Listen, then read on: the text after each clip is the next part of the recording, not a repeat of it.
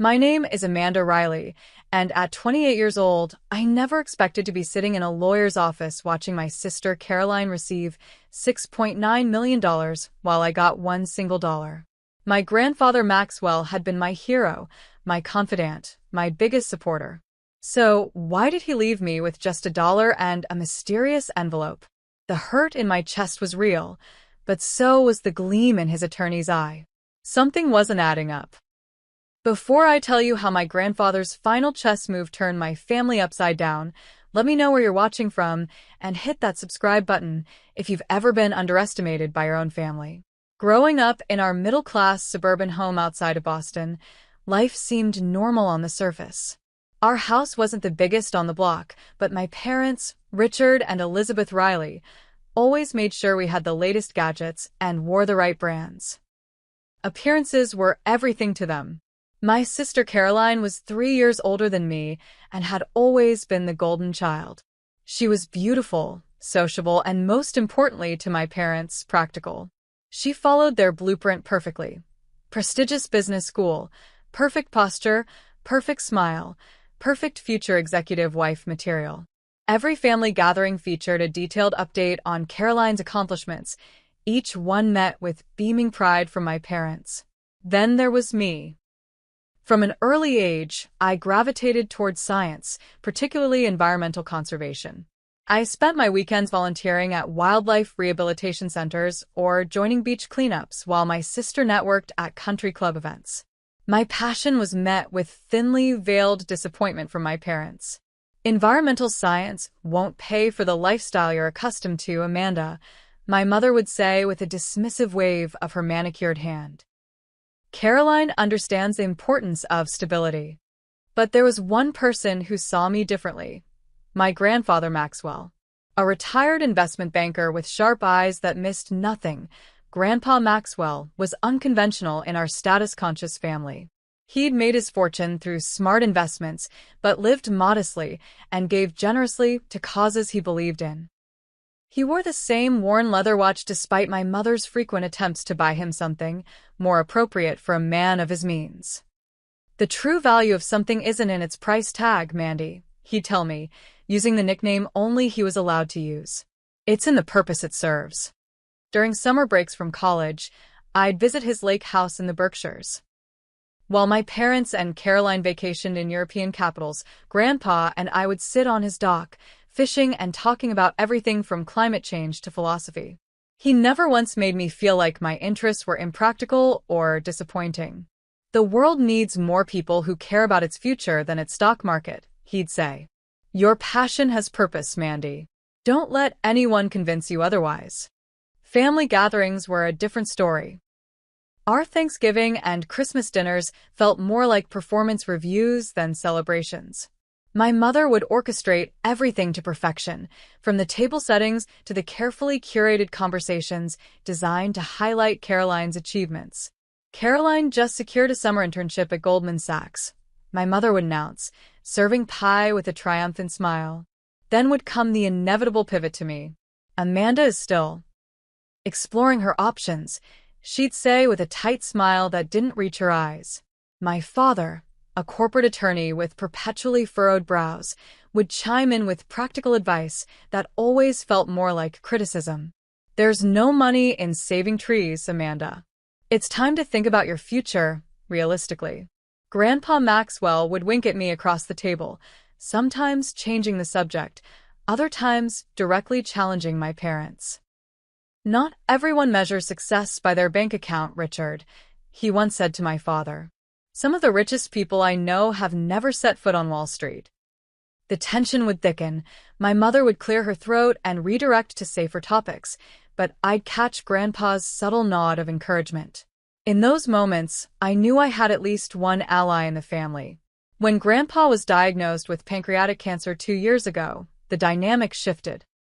Suddenly, my parents and Caroline were making frequent visits to his home, bringing expensive gifts, offering to help manage his affairs.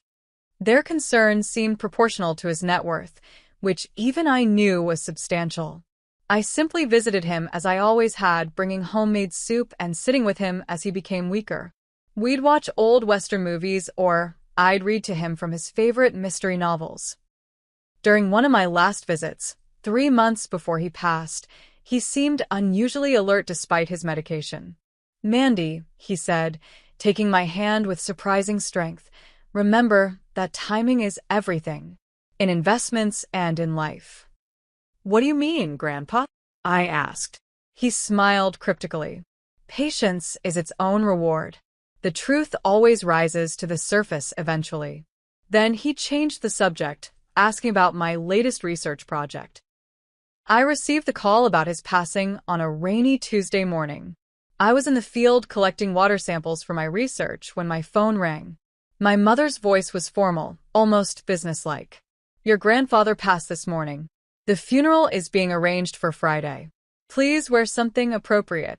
No comfort offered, no acknowledgement of the special bond we'd shared.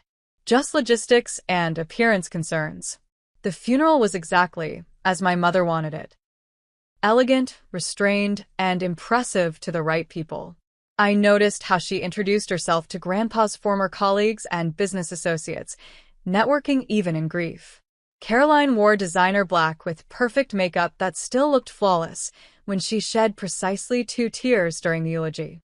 My father spent most of the reception discussing investment strategies with Grandpa's financial advisors. I stood alone by the photo display I had helped arrange, looking at snapshots of Grandpa's life. As a young man in the army, holding my mother as a baby, teaching me to fish when I was 7. A life reduced to a collage and polite conversation over expensive canapes. A week after the funeral, we received notice from Mr. Peterson, Grandpa's attorney, about the reading of the will. My mother immediately went shopping for appropriate attire. Caroline canceled client meetings to ensure her availability. My father researched estate tax implications. I simply wanted closure, a final connection to the man who had truly seen me when the rest of my family looked right through me. I didn't expect much in terms of inheritance. Grandpa knew material things weren't important to me. What I hoped for was perhaps some final words of wisdom, maybe his fishing gear or the collection of conservation books we discussed.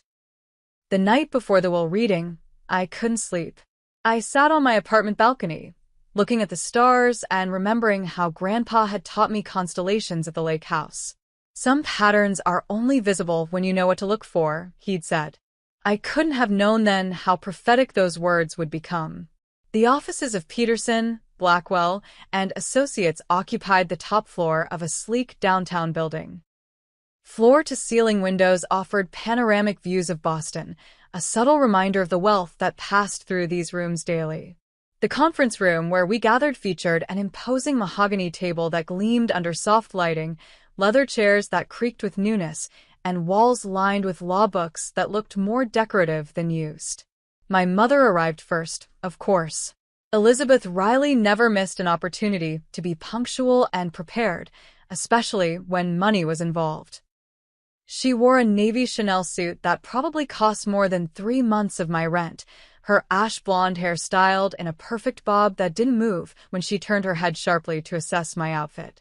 "You could have made more of an effort, Amanda," she whispered, eyeing my simple black dress. "This is an important day." My father strode in next, checking his Rolex and nodding curtly to Mr. Peterson. Richard Riley had the perpetual look of a man calculating costs and benefits, even at his own father-in-law's will reading. Today, his eyes held a gleam of anticipation.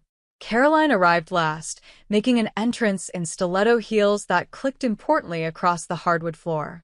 She air-kissed my cheeks, the scent of her expensive perfume lingering as she took the seat beside our mother, crossing her legs elegantly and placing her designer handbag precisely in her lap. I sat slightly apart from them, feeling like an outsider in my own family. The distance wasn't accidental. Mr. Peterson wasn't alone.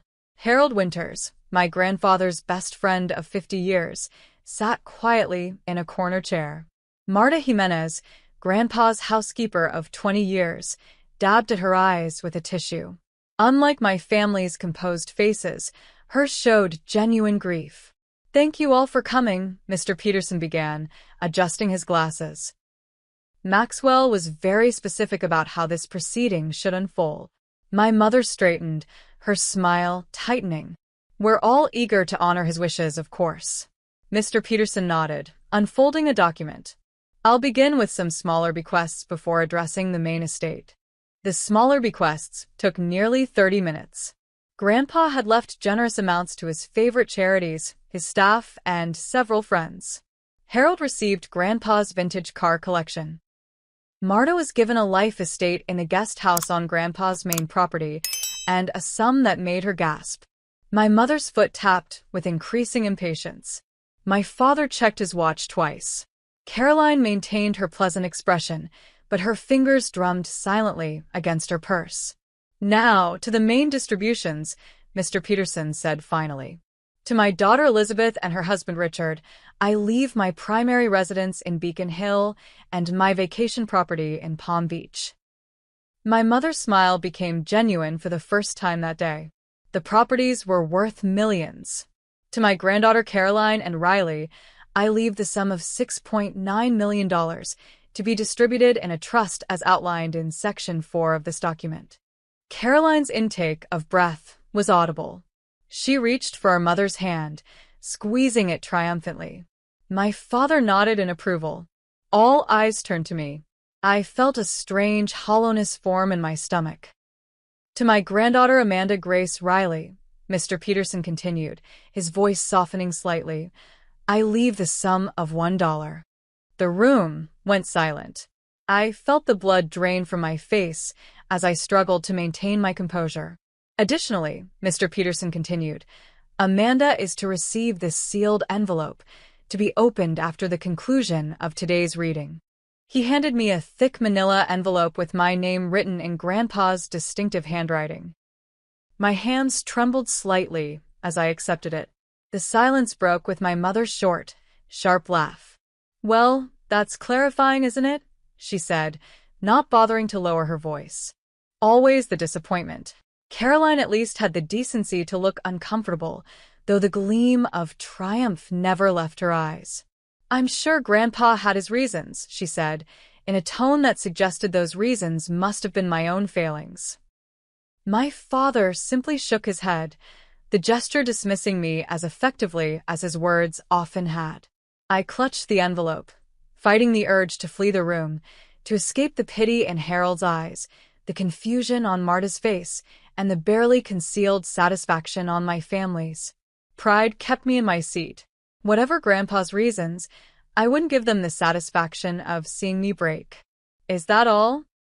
My mother asked, already gathering her purse, ready to move on to celebrating Caroline's windfall. Actually, no, Mr. Peterson said. Maxwell prepared a video to be played after the initial reading. He was most insistent about everyone remaining present for it. My father's annoyance was palpable. Is that really necessary? We all have commitments this afternoon.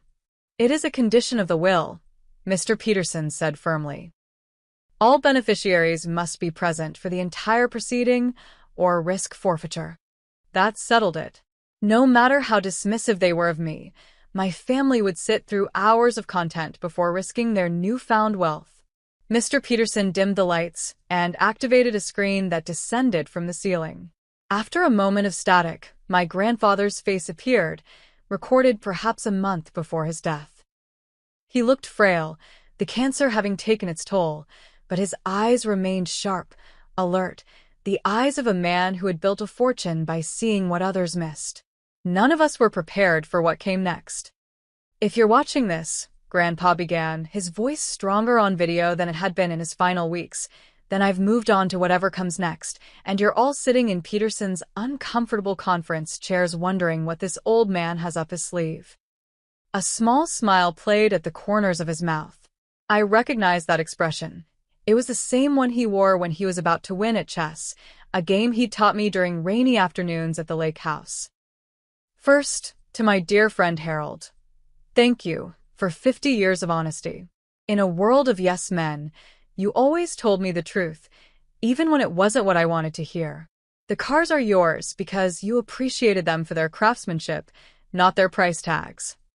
Harold nodded silently, a tear tracking down his weathered cheek.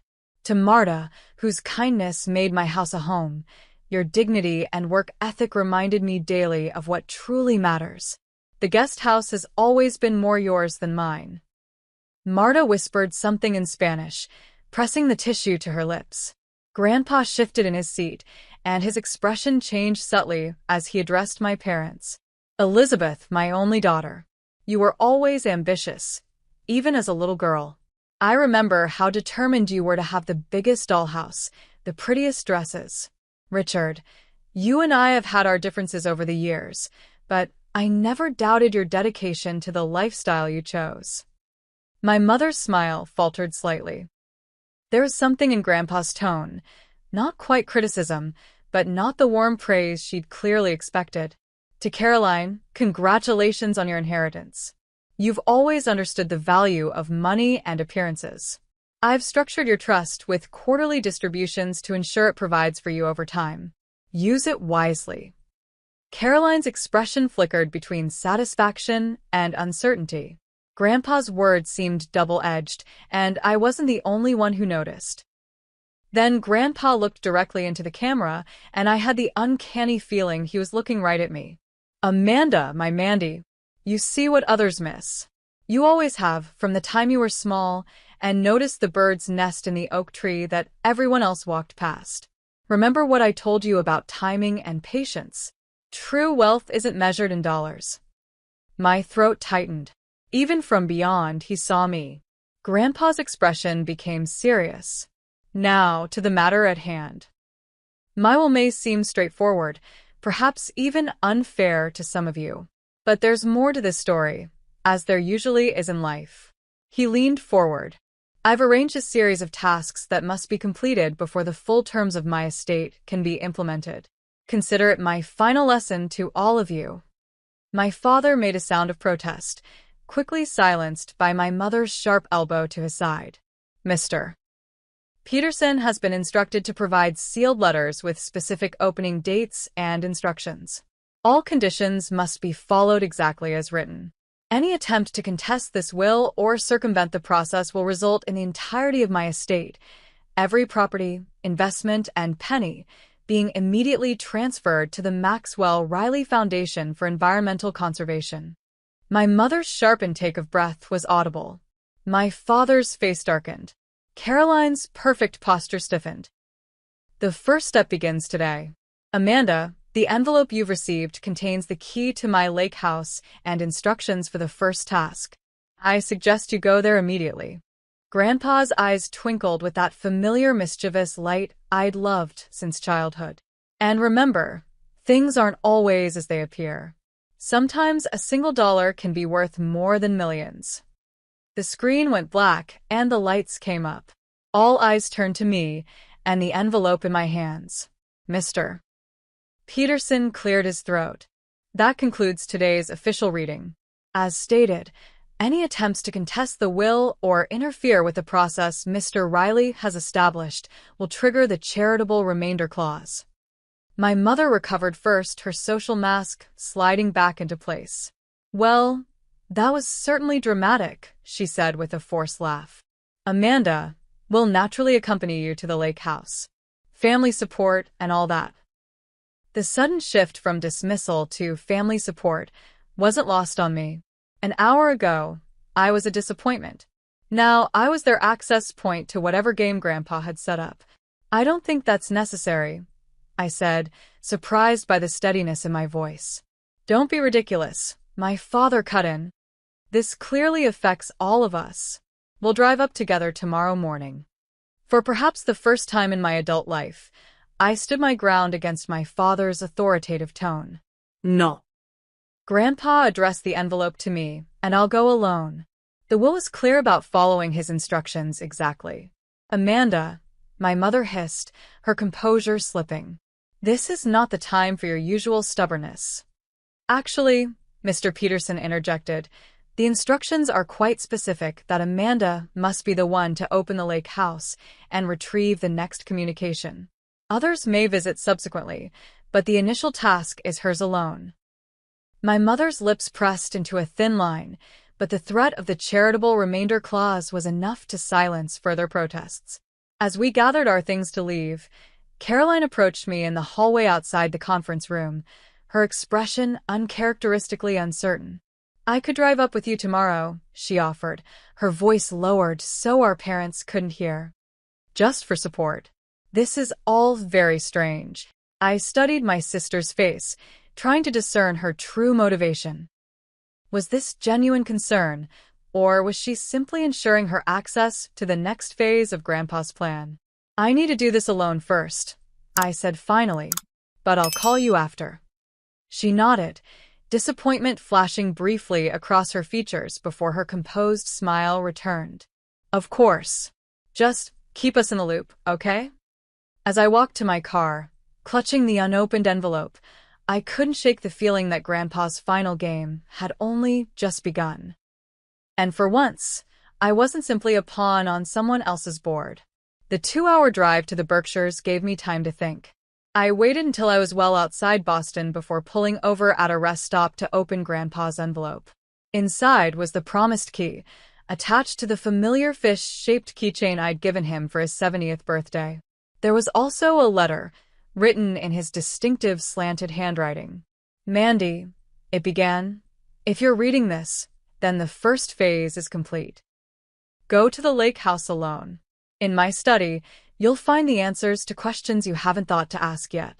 Remember our chess games. The first move is never the most important one. It's the setup that matters. Trust yourself. Love, Grandpa." Cryptic as ever, even from beyond. I smiled despite myself and continued driving, memories flooding back with each familiar turn in the road. The lake house came into view just as the afternoon sun hit the water, creating the diamonds of light that had fascinated me since childhood. The modest A-frame cabin with its wide deck overlooking the water was exactly as I remembered, though perhaps a bit more weathered. Grandpa had refused my mother's repeated suggestions to update or expand the property. "Some things are perfect just as they are," he'd always said. I parked and was reaching for my overnight bag when another car pulled up behind me. Then another. My heart sank as I recognized my parents' Mercedes and Caroline's BMW. "Surprise!" Caroline called out, too brightly, as she emerged from her car. "We thought we'd join you after all. Family adventure." My mother didn't bother with pretense. "We're not letting you handle this alone, Amanda. There's clearly something significant happening, and we all have a stake in the outcome." The will specified that I should come alone. I reminded them, anger building inside me. "For the initial entry only," my father countered smoothly. Peterson confirmed we could join afterward. "And look, you've arrived first, you'll enter first. We're just here to support the process." Support the process. Not support me. The distinction was clear. Rather than argue further, I turned and walked to the front door. The key slid into the lock with a familiar click, and the door swung open on slightly creaky hinges. The scent of pine and old books, Grandpa's scent, greeted me, and for a moment I stood frozen in the doorway, half expecting to hear his voice calling from the kitchen, offering hot chocolate. The house was exactly as he'd left it, though a fine layer of dust covered the surfaces. Fishing rods still leaned in the corner by the door. His reading glasses sat on the side table next to his favorite armchair, a bookmark still protruding from the mystery novel he'd been reading. My family pushed in behind me, their designer shoes clicking on the hardwood floors, the sound jarringly out of place in this sanctuary of simplicity. "God, it's stuffy in here," my mother complained, moving immediately to open windows. "I've always said this place needs a proper renovation."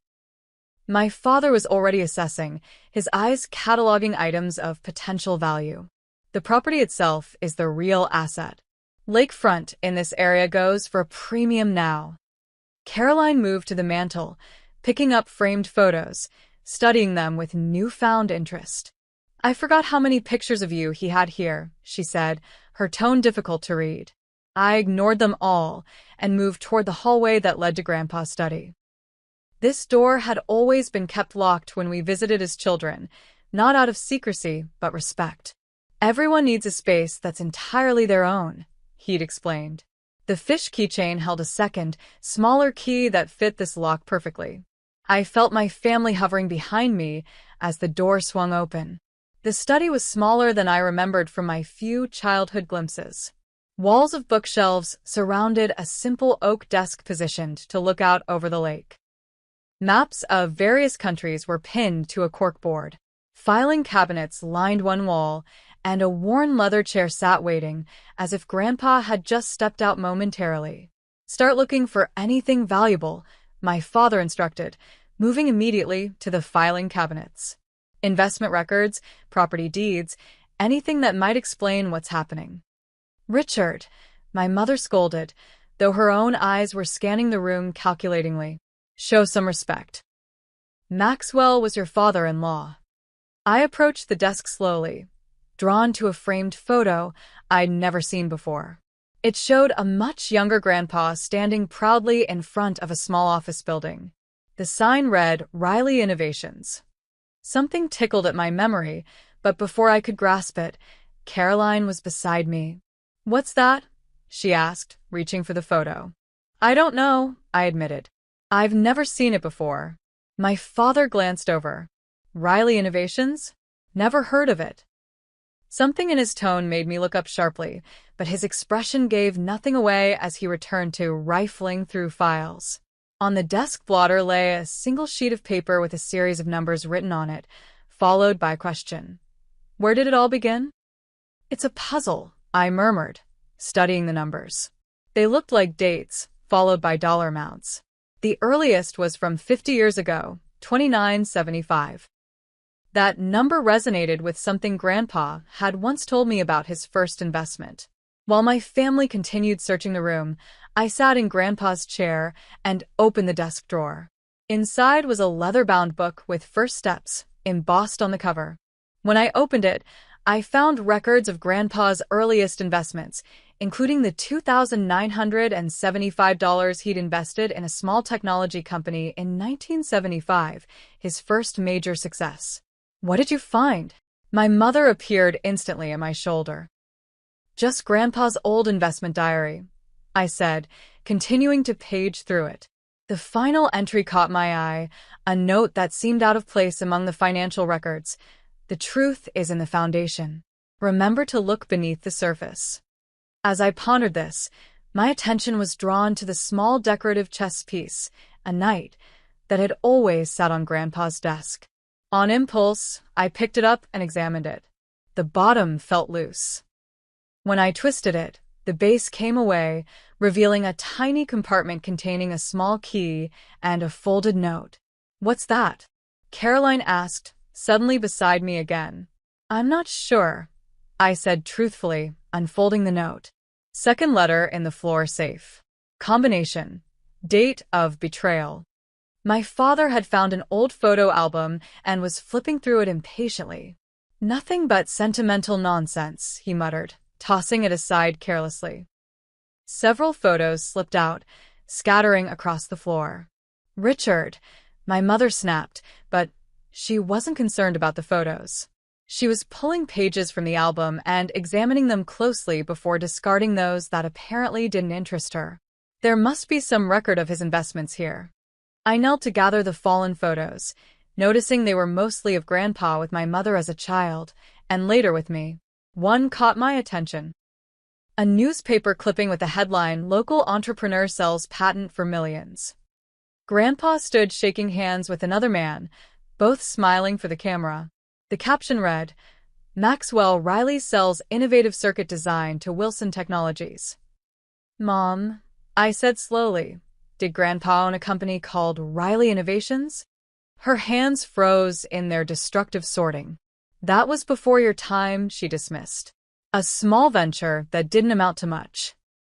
But her voice had an edge I recognized, the same tone she used when covering up something uncomfortable at dinner parties. Meanwhile, I was examining the floor, looking for any sign of a safe. In the corner, partially hidden by a small rug, I noticed a seam in the hardwood. Pulling back the rug revealed a floor safe, its dial waiting for the combination. Date of betrayal. I murmured to myself. What did that mean? My father was on his phone, speaking in low tones about property values and development potential. Caroline was opening and closing books on the shelves, checking for hidden contents. I stared at the newspaper clipping again, noting the date, June 17th, 1995. Something clicked in my mind. I entered the numbers 6-1795 into the safe's combination dial. With a satisfying click, the door released. Inside was another envelope, thicker than the first, and a small leather notebook with a rubber band around it. Before anyone could reach it, I grabbed both items and stood up. "What did you find?" My father was suddenly focused entirely on me, his phone call forgotten. "Another letter from Grandpa," I said, holding the envelope close. "And a notebook." "Well, open it," my mother demanded, her composure slipping further. "This treasure hunt has gone on long enough." "I think I'm supposed to read it privately first," I said, thinking quickly. "That's absurd," my father cut in. "This concerns all of us. Whatever game your grandfather is playing affects the entire family." The will was clear about following his instructions exactly, I reminded them, echoing Mr. Peterson's earlier warning. "I'm not risking the charitable remainder clause because you're impatient." My mother's eyes narrowed dangerously. "Amanda Grace Riley, you will show us that letter immediately. We are your parents, and this is a family matter." Something in me snapped. Years of being dismissed, overlooked, and criticized crystallized into a moment of perfect clarity and resolve. "No," I said simply. "Grandpa addressed this to me. I'll read it first and share what's appropriate afterward." My father took a step toward me, his face darkening. "You ungrateful." "Stop it, Dad," Caroline interrupted suddenly. "She's right. We can't risk triggering that clause." My parents turned to her in surprise. Caroline never contradicted them. She shrugged, her expression unreadable. "I have 6.9 million reasons to make sure we follow the rules exactly. Let Amanda read the letter first." It wasn't support exactly, but it was something. I seized the moment to move toward the door. "I'm going to read this in private. I'll let you know if there's anything you need to know." "This is ridiculous," my mother fumed. "What could possibly be so secret?" "I guess we'll find out," I replied, walking out of the study with more confidence than I felt. As I headed for the door, Caroline followed me into the hallway. "Amanda, wait," she said, her voice unusually hesitant. "There's something you should know." I paused, studying my sister's face. For once, her perfect mask had slipped, revealing genuine conflict underneath. "What is it?" She glanced back toward the study, ensuring our parents couldn't hear. "Things aren't great with Mom and Dad financially. Dad's firm lost some major clients last year. They've been living on credit and appearances. They're counting on this inheritance." The revelation shouldn't have surprised me, given our family's obsession with status, but it did. "Why are you telling me this?" Caroline's smile was bitter. "Maybe I'm tired of the act too. Just be careful. They're desperate, and desperate people do desperate things." Before I could respond, we heard our parents emerging from the study. I hurried out the front door, letter and notebook clutched tightly against my chest. I needed space to think, to understand what Grandpa was trying to show me. "This isn't over, Amanda," my father called after me. "You can't keep family matters to yourself." I kept walking, not looking back. For the first time, I was beginning to understand that family matters might have a double meaning in the story Grandpa was unfolding. I drove into town and checked into the small inn where Grandpa and I used to have lunch after our fishing trips. The innkeeper, Martha, recognized me immediately. "Amanda, it's been too long," she said warmly. "I was so sorry to hear about Maxwell. He was one of the good ones." "Thanks, Martha. I miss him." "Are you staying at the lake house?" she asked, handing me a room key. "Not tonight. Too many memories," I said, not mentioning the family invasion. "And I need some quiet to go through some of Grandpa's papers." She nodded understandingly. "Room 8 has the best view of the mountains. Maxwell always said it helped him think." Once settled in the cozy room, I spread the contents of the envelope on the bed. There was another letter from Grandpa, but also several legal documents and old newspaper clippings. I opened the notebook first. What I found inside stunned me. It was a detailed record of Grandpa's true financial holdings, far more extensive than what had been revealed in the will. Properties across 3 continents, investment portfolios, patents, and business interests totaling well over $24 million. The $1 I'd inherited seemed even more symbolic in comparison. I turned to Grandpa's letter next, my hands trembling slightly. "Mandy," it began, "if you're reading this, you've taken the first step in understanding why things are as they are. The notebook contains the truth about my estate, far more substantial than what was revealed at the reading. But money is just money. What matters is the truth behind it. Your next task is to investigate Riley Innovations. The company's records are held by Peterson in a separate file. Call him, and he'll provide access. Once you understand what happened there, you'll know why I've structured things this way. Be careful, Mandy. The people closest to us can sometimes be the ones we know least. Trust your instincts. They've always been good. Love, Grandpa." I immediately called Mr. Peterson, who wasn't surprised to hear from me. "Maxwell anticipated your call around this time," he said. "I have the Riley Innovations files ready. I can send them securely to your email now." Within minutes, my laptop pinged with the arrival of dozens of scanned documents. As I read through them, the story of Riley Innovations emerged, and with it, a disturbing revelation about my family. Grandpa had founded Riley Innovations in the early 1990s, developing a revolutionary circuit design that promised to transform computing efficiency. The company was small but growing, with several patents pending. Then, in 1995, he suddenly sold everything to Wilson Technologies for a fraction of its worth. The timing struck me as odd. Why would a savvy businessman like my grandfather sell a promising company for less than its value? I dug deeper into the files. There it was. A memo from Richard Riley, my father, who had been handling some legal work for the company. He had apparently advised Grandpa that a competing patent would render their technology worthless, recommending an immediate sale. 6 months later, Wilson Technologies had used Grandpa's design to launch their most successful product line ever, making billions. No competing patent had ever emerged. And the most damning detail: my mother had been working at Wilson Technologies in their acquisitions department at the time. The pieces fell into place with sickening clarity. My parents had orchestrated the sale of Grandpa's company, presumably receiving compensation from Wilson that wasn't reflected in the official sale. They had betrayed him for financial gain. I sat back, stunned. Was this what Grandpa had meant by his greatest disappointment? A memory surfaced. Grandpa telling me years ago about making a mistake in trusting the wrong people. "Sometimes those closest to you can be blind to your best interests," he'd said. I'd thought he was talking about business associates, not family.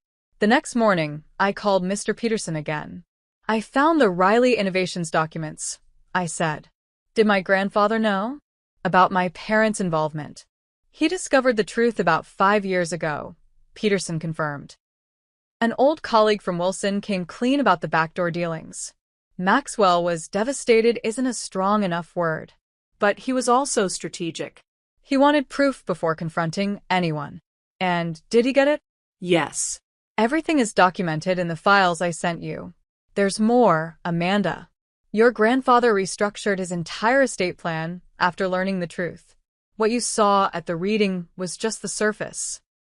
I spent the day reviewing everything, my shock gradually giving way to anger. By evening, I was ready. I drove back to the lake house, knowing my family would still be there. They were sitting on the deck, drinking wine and discussing development potential for the property when I arrived. Their conversation halted abruptly when they saw my face. "Amanda," my mother began with false brightness. "We were just discussing how to profit from Grandpa's home," I finished for her. "Or were you reminiscing about Riley Innovations and how successfully you engineered its sale?" The wine glass nearly slipped from my mother's hand. My father's face hardened into the expression he used in tough negotiations. I don't know what you think you've discovered, he said carefully, but business decisions from 30 years ago are hardly relevant now. Fraud is always relevant, Dad. So is betrayal. I placed copies of the most damning documents on the table between us. My mother's memo to Wilson's CEO outlining Grandpa's vulnerabilities. My father's falsified legal opinion. The backdated consulting agreement that had paid them nearly $500,000 after the sale went through. Where did you get these? My father demanded, his voice dangerous. Grandpa had copies all along, I said. He knew what you did. Both of you. My mother recovered quickly, her social mask sliding back into place. You're blowing ancient history out of proportion. Business is complicated, Amanda. Your grandfather did very well from that sale. He was robbed of millions, I countered, by his own daughter and son-in-law. Caroline had been unusually quiet, staring at the documents with growing horror. Is this true? She finally asked our parents. Did you really do this? Of course not, our mother snapped. Amanda is being dramatic as usual. But something had shifted in Caroline's expression. She turned to me. This is what Grandpa's game is about, isn't it? He's making things right. Before I could answer, a courier arrived at the door with a special delivery envelope addressed to me. Mr. Peterson said to deliver this exactly at 7 p.m., the young man explained. Inside was a third letter from Grandpa, with a handwritten note from Peterson, to be opened when the truth is laid bare. My hands shook as I broke the seal, aware of my family watching intently. I read the letter aloud, my voice growing stronger with each word. My dear family, if this letter is being read, then Amanda has discovered the truth about Riley Innovations. The betrayal I experienced at the hands of those I trusted most was the greatest disappointment of my life. But it taught me to look more closely at character, at who people truly are beneath the appearances they maintain. The will reading you attended was part of a test, one final assessment of character. The true disposition of my estate depends entirely on how each of you has behaved during this process. Everything has been observed and documented. My mother's face had gone deathly pale. My father looked like he might be sick. Mr. Peterson has been instructed to arrive at the lake house at this time with a notary and witnesses to document the final phase of my estate plan. The choice of who truly inherits now depends on what has been revealed about each of you. As if on cue, Mr. Peterson's car pulled up outside, followed by two others. My mother stood up abruptly, knocking over her wine glass. This is ridiculous. A person can't control from the grave. We'll contest this entire charade. I wouldn't advise that, said Mr. Peterson, entering with his associates. Maxwell anticipated every possible legal challenge. Contesting will only ensure everything goes to charity, as stipulated. Besides, he added, you might want to see this first. He opened his laptop and played a video. It showed my parents searching Grandpa's study the previous day, my mother tearing pages from photo albums, my father making calls about developing the property before Grandpa was even properly buried. The lake house has been equipped with recording devices for the past week, Peterson explained. Maxwell wanted to see true colors, not performances. My mother's scream could probably be heard across the lake. You had no right. This is invasion of privacy. My father lunged for the laptop, but one of Peterson's associates blocked him. Richard Riley, I'd advise against any rash actions. There are legal consequences to destroying evidence. Evidence of what? Caroline asked, her voice small. Mr. Peterson turned to her. Evidence of character, Ms. Riley. And, potentially, evidence related to the fraud committed against Maxwell regarding Riley Innovations. He turned to me. Amanda, your grandfather left instructions that you should be the one to make the final decision, once all facts were known. What decision? I asked, confused. Whether to pursue legal action against your parents for their fraud, which would likely result in criminal charges given the evidence, or to implement the alternative inheritance plan he designed. My father's face had turned ashen. You wouldn't, he said to me. We're your parents. Parents who called me a disappointment my entire life. I replied, a lifetime of hurts surfacing at once. Who dismissed my dreams, who valued appearances over truth, who betrayed their own father for money. What's the alternative plan? Caroline asked quietly. Peterson handed me another document. Maxwell restructured his estate to place the majority of his true fortune, approximately $24 million plus the intellectual property rights that should have made him a billionaire, into a trust. Amanda would control this trust, with ethical oversight provisions. My mother made a strangled sound. My father seemed to age 10 years in an instant. The properties already distributed would remain with their recipients, Peterson continued, but the trust would control all liquid assets and business interests. So Amanda gets everything? After all we've done for this family? My mother's voice had taken on a hysterical edge. What exactly have you done for this family, Mom? I asked quietly. Lie? Manipulate? Betray? You ungrateful little, she began, but Caroline cut her off. Stop it, Mom. Just stop. My sister's voice was tired but resolute. It's over. We've lost. My father tried a different approach. Amanda, sweetheart, you have to understand. Business decisions are complicated. We never meant to hurt anyone. We can explain everything. But the time for their explanations had passed. The documents spoke for themselves. The recordings showed who they really were. Mr. Peterson, I said finally, I need time to think about this. Can we reconvene tomorrow? He nodded understandingly. Of course. Maxwell left one final message for this moment. Would you like to hear it? At my nod, he played a short audio clip of Grandpa's voice. Forgiveness is optional, Mandy. Wisdom is mandatory. Whatever you decide, do it with clarity and purpose, not emotion. My parents and Caroline left shortly after, my mother in tears, my father in stony silence. Caroline paused at the door, looking back at me with an expression I couldn't quite read. For what it's worth, she said softly, I didn't know about Riley Innovations.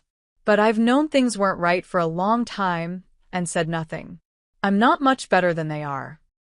After everyone had gone, I sat alone in Grandpa's study, looking out at the lake as the sun set. On the desk was a photo I hadn't noticed before, Grandpa and me on this very dock, fishing rods in hand, both of us laughing. He had written on the back, "True wealth is measured in moments like these."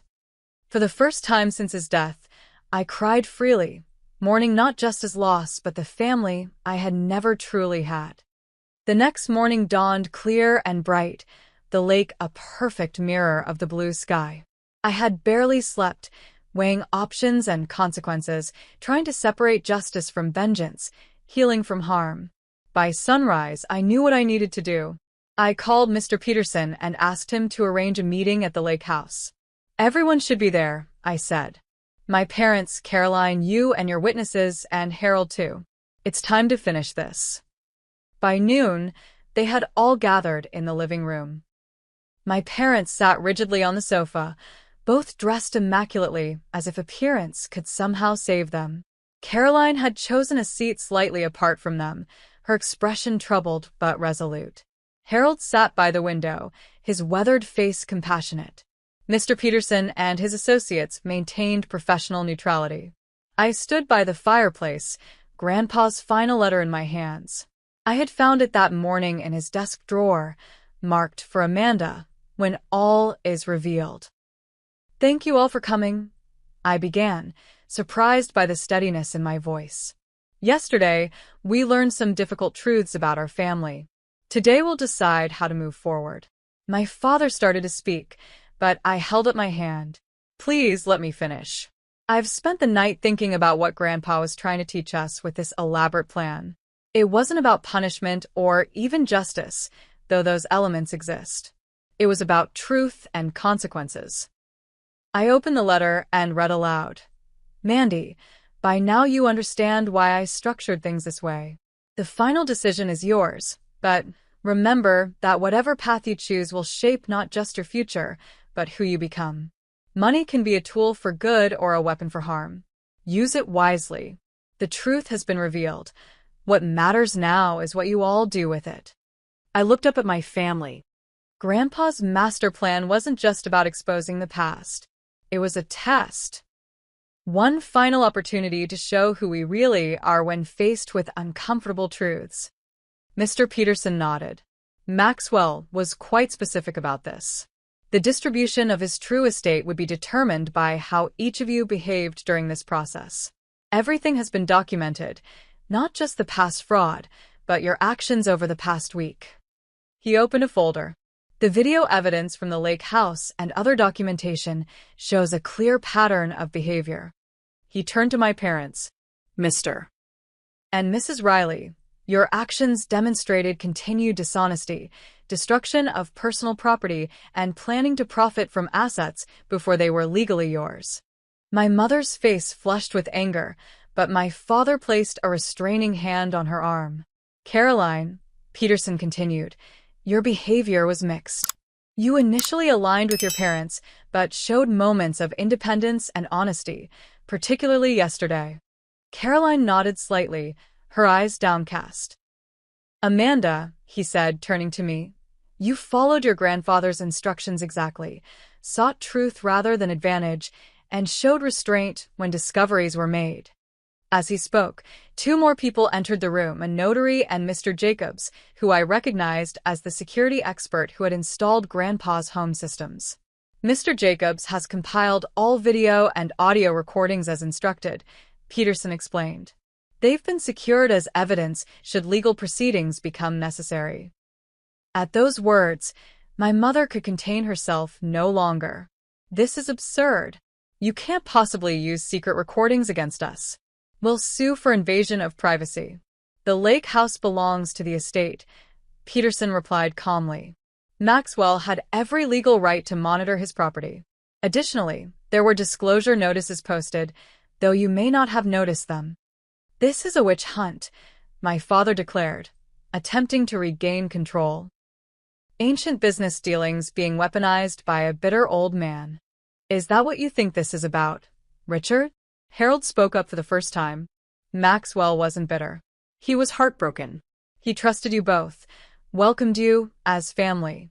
The money wasn't what hurt him. It was the betrayal. You have no idea what you're talking about, my mother snapped. Actually, I do, Harold replied quietly. I was there when he discovered the truth. He aged 10 years that day. Mr. Peterson cleared his throat. The evidence regarding Riley Innovations has been reviewed by our legal team. There are clear indications of fraud, insider trading, and breach of fiduciary duty. The statute of limitations has expired on some aspects, but not all. My father paled visibly. What are you saying? I'm saying, Peterson replied, that should Amanda choose to pursue this matter legally, there would likely be both civil and criminal consequences. The room fell silent as all eyes turned to me. That's what this is about, isn't it? My mother said, her voice suddenly pleading. You want revenge. You've always been jealous of Caroline, resentful of our expectations. Now you have your chance to punish us. This isn't about revenge, Mom, I said quietly. It's about truth. And choices. What does that mean? Caroline asked. I took a deep breath. It means I've made my decision about Grandpa's estate and the evidence of fraud. Mr. Peterson handed me a document. This details the two options Maxwell outlined. You may sign where indicated to implement your choice. My parents watched with thinly veiled panic as I reviewed the paper. Caroline's expression was resigned but calm. I choose option 2, I said finally, signing the document and handing it back to Peterson. What does that mean? My father demanded. Peterson reviewed the signed document and nodded. It means that Amanda has chosen not to pursue criminal charges regarding the Riley Innovations fraud. My mother sagged with visible relief. However, he continued, the restructured inheritance plan will be implemented as Maxwell designed. The primary control of the true estate, valued at approximately $24 million, will be placed in a trust overseen by Amanda.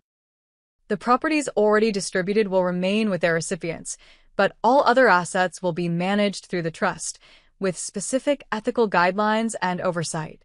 So she still gets everything, my mother said bitterly. Not exactly, I interjected. The trust isn't structured for personal enrichment. It's designed to fund environmental conservation efforts, educational opportunities, and ethical business investments. I'll oversee it, but with fiduciary responsibilities and an oversight board. And what about us? My father asked, his voice hollow. You keep the properties you've been given, which are substantial. But the cash distributions will be contingent on certain conditions. What conditions? Caroline asked. I met her eyes directly. Honesty. Accountability. A family counseling process to address the patterns that brought us here. And for Mom and Dad, community service hours with environmental organizations. My mother laughed incredulously. You can't be serious. I've never been more serious, I replied. This isn't punishment, Mom.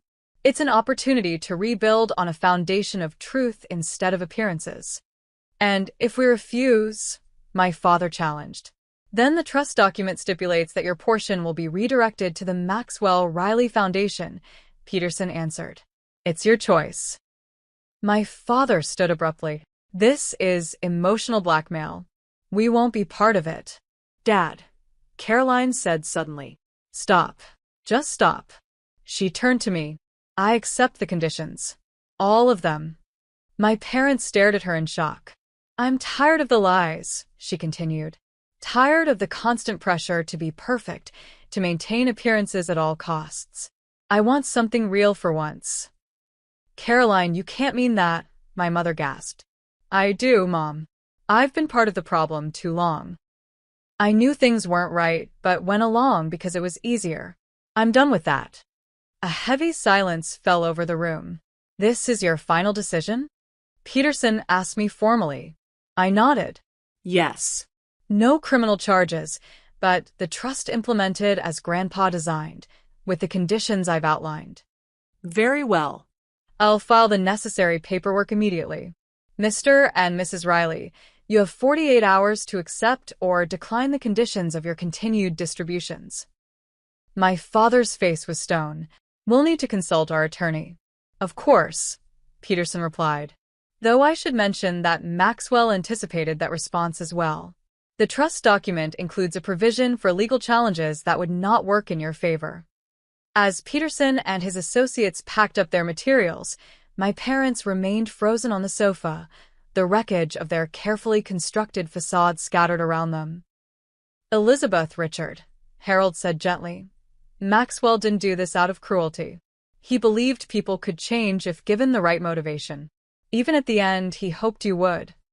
My mother turned away, but not before I caught the flash of something genuine in her eyes, perhaps the first real emotion I'd seen from her in years. One by one, everyone left until only Caroline and I remained in the living room. The afternoon sun cast long shadows across the floor as we sat in silence, the weight of the day's revelations settling around us. What happens now? She finally asked. I don't know exactly, I admitted. But for the first time, whatever happens will be based on truth, not illusions. She nodded slowly. I really didn't know about Riley Innovations, Amanda. But I knew something wasn't right with Mom and Dad.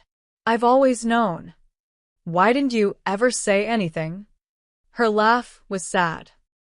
Same reason you spent years trying to please them despite the constant criticism. They're our parents. And I was getting the benefits of being the favorite. She looked out at the lake. Grandpa liked you better, though. I was always jealous of that. He didn't like me better, I said. He saw me clearly.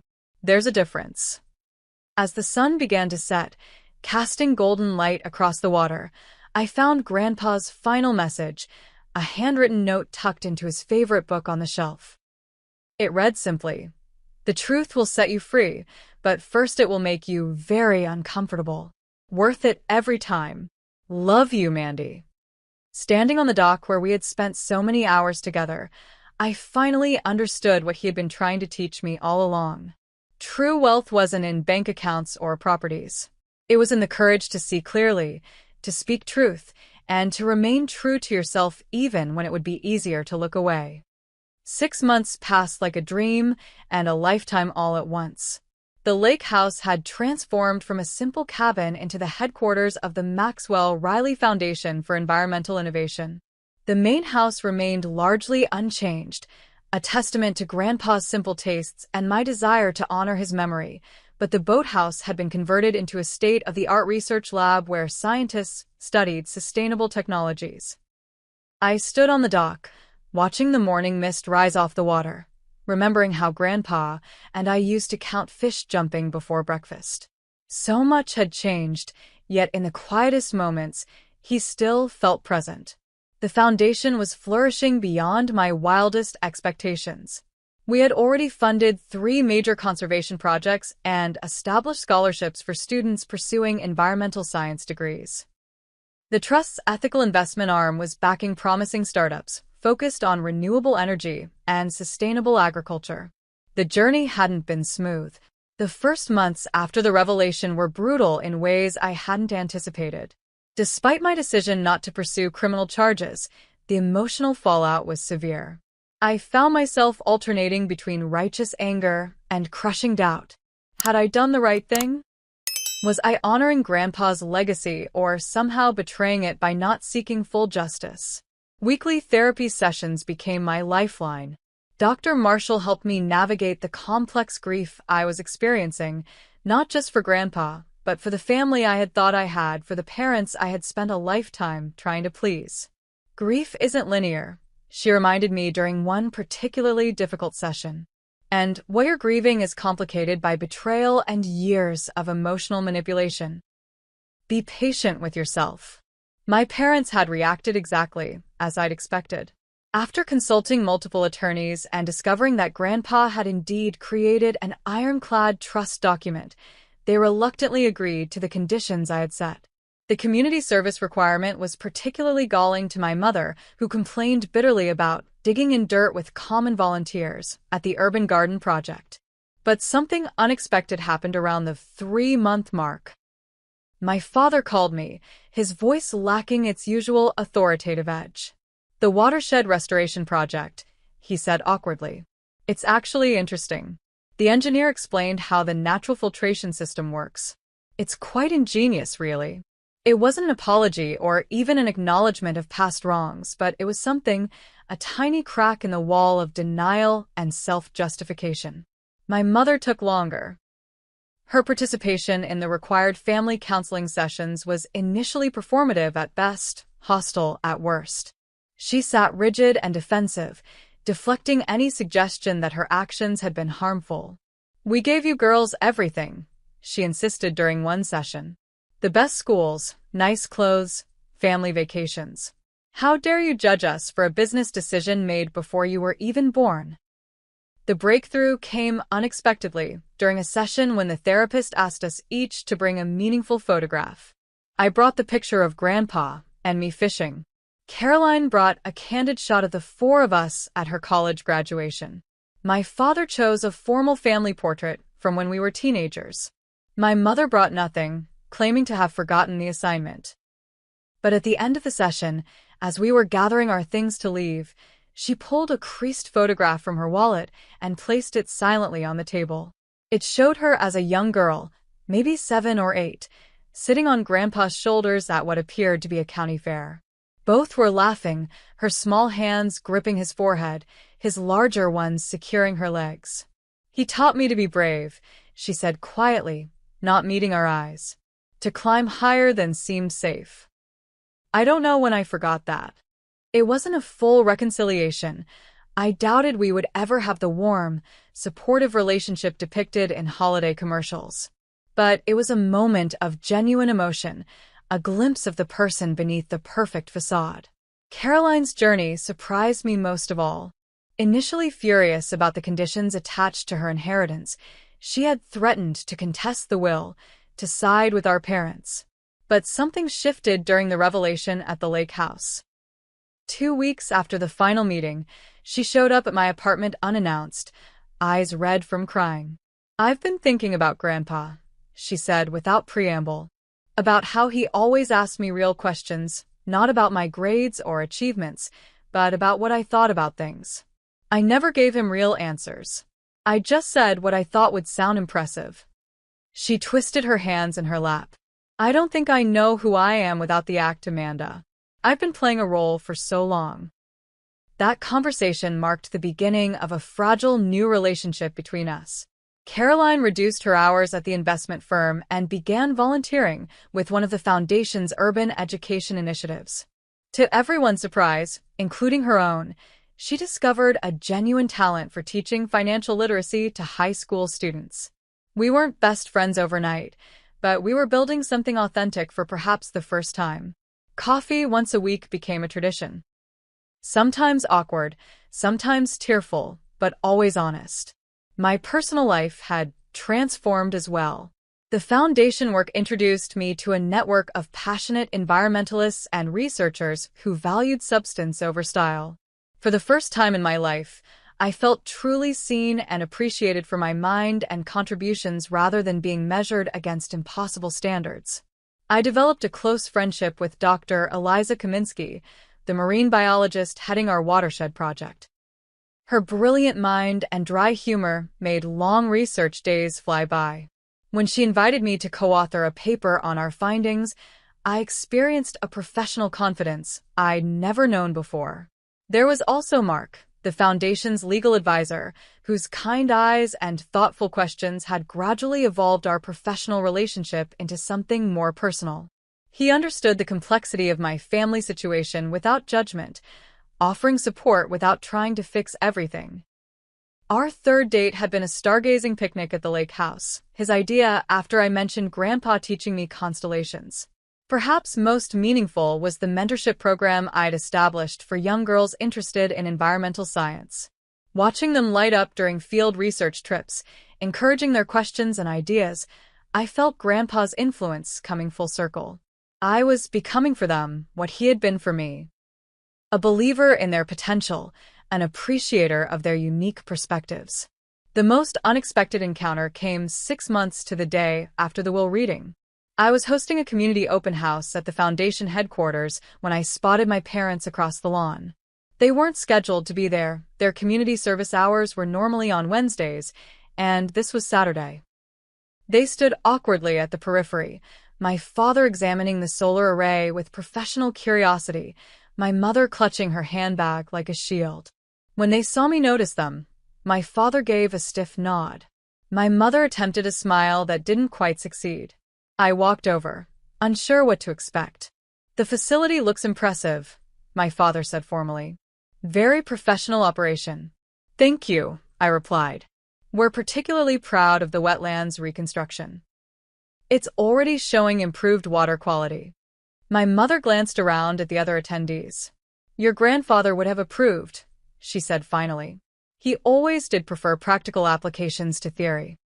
Coming from her, this was practically effusive praise.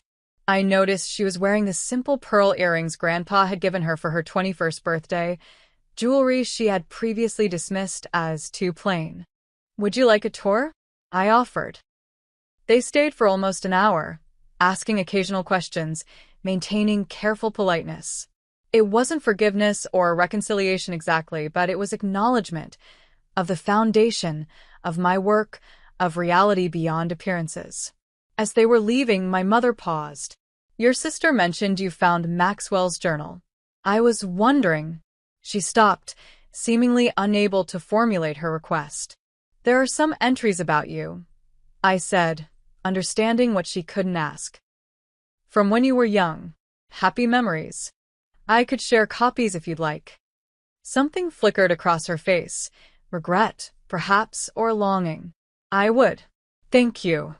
That evening, I sat in Grandpa's study, my study now, reading the journal he had left specifically for after the dust settles. Unlike the evidence and letters that had driven the revelations, this was simply his private thoughts, observations about life and family spanning decades. One entry, dated shortly after he discovered the truth about Riley Innovations, caught my heart. "The hardest lesson of my life has been learning that we can love people deeply and still not truly know them. Elizabeth was the light of my life from the moment she was born, yet somewhere along the way, she became someone I don't recognize. Do we fail as parents when our children choose values so different from our own? Or is it simply the price of allowing them to be individuals? I cannot change her choices now, but perhaps I can still teach my granddaughters the value of integrity, especially Mandy, who sees the world with such clear eyes. Tears blurred my vision as I traced his handwriting with my fingertip. Even in his profound disappointment, he had been thinking of teaching, of growth, of future possibilities. The final page contained what I now considered my life manifesto, written in Grandpa's bold script. The greatest inheritance isn't money or property or even education. It's the clarity to see truth and the courage to stand for it. Everything else is just details. I closed the journal and walked out to the dock as the sun set over the lake. A fish jumped, creating ripples that spread in ever-widening circles. One small movement affecting everything around it, just like truth. My phone buzzed with a text from Caroline. Community garden meeting went well. Mom actually participated. Small steps. I smiled and typed back. Progress, not perfection. Dinner Sunday? Looking out over the water turned golden by the setting sun, I felt Grandpa's presence more strongly than ever. The inheritance he had truly left wasn't the money or the property or even the foundation. It was this, the freedom that comes from living authentically, from recognizing that our worth isn't measured in dollars or appearances, but in the courage to see clearly and act with integrity. The greatest wealth, I had learned, was the ability to build a life that reflected my true values, not someone else's expectations. And that was a legacy worth protecting. Have you ever discovered an unexpected truth that changed how you saw your family? I'd love to hear your stories in the comments below. And if this journey of discovering worth beyond money resonated with you, please hit that subscribe button and share with someone who might need to hear that their value isn't determined by others' expectations. Thank you for joining me on this journey of healing and discovery. Remember, sometimes the most valuable inheritance isn't what's in the bank. It's the wisdom to know what truly matters.